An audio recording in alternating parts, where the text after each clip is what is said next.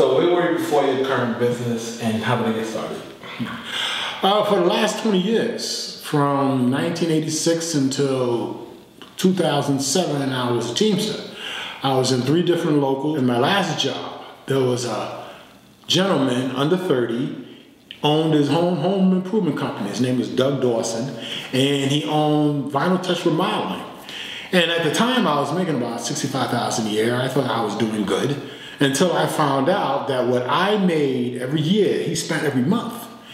And that's what started my entrepreneur bug. The last year I was at the company, I've claimed 0+200 on my taxes. I got back out a huge tax return, and I took the money and bought a franchise. I incorporated my business. I created a holding company for the franchise that I own, and the rest is history. So, what is one major challenge you had to overcome to get to where you are today, whether it's professional or personal? Well, professionally, I always had a high employee turnover rate because, the accounts that I get dictates how much I can pay people, and personally, the hours, because there was days that I would work 16, 18 hours a day, but I was so determined to learn because, I knew this, entrepreneurship, I always wanted to do it, so as you know, with Roker Entrepreneur, we have plenty of programs, prepared classes, EAP, Fast Track, etc. Which program did you take? EAP, the Entrepreneurial Assistance Program. I was one of the first people to take that program.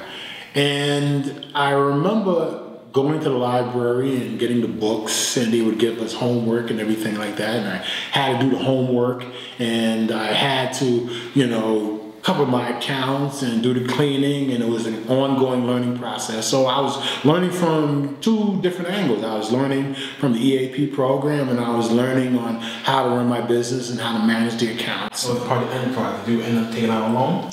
Yes, I've taken out quite a few loans. I think I took one loan for $1,500, one loan for $3,000. The last loan I took out was for $5,000. I took a few emergency loans for $1,000 a piece, and I paid them off, I think, very well. Can you possibly speak about your growth of your business and also how it has PE influenced it?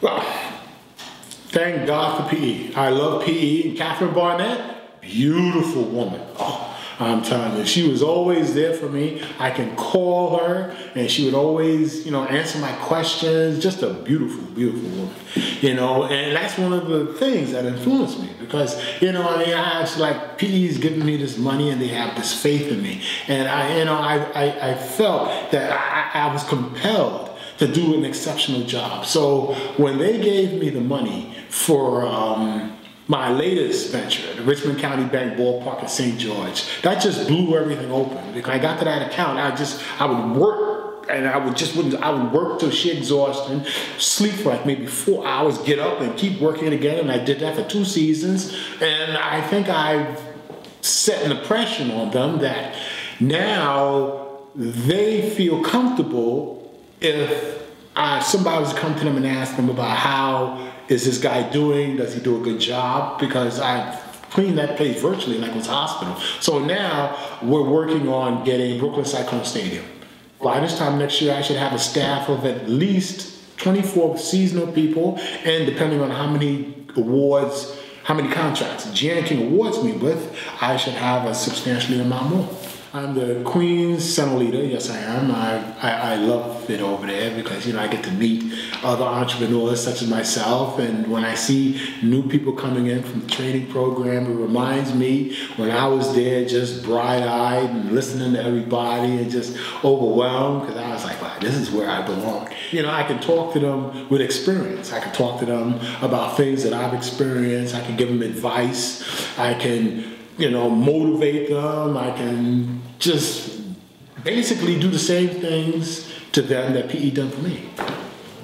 Being the Queen's Center Leader means a lot to me, because I've been there, like I said, I've been there since January 2008. I've watched people come and go. Some people are really great, and they put all the efforts into it, and that's the type of people I want to motivate. I want to go out there and I want to talk to them based on my experience. I want to talk to them based upon what PE could do for them, and all of the programs that they have available and all of the incentives. And I can say that I'm an example that if you work hard, you could one day become Entrepreneur of the Year. And if you work really hard, not only will you become Entrepreneur of the Year, that you'll watch your business grow, and people in PE will watch your business grow as well, and they can say, you know, we invested money in that individual, and that was money well spent. Okay. So Maceo, as the 2013 Entrepreneur of the Year, what does entrepreneurship mean to you? Freedom. It means freedom. It means that you can plot your own destiny. It means that if you work hard, you can make a lot of money, and you can literally, you're your own boss. You know, you get a chance to mold people in your organization so that they can do well.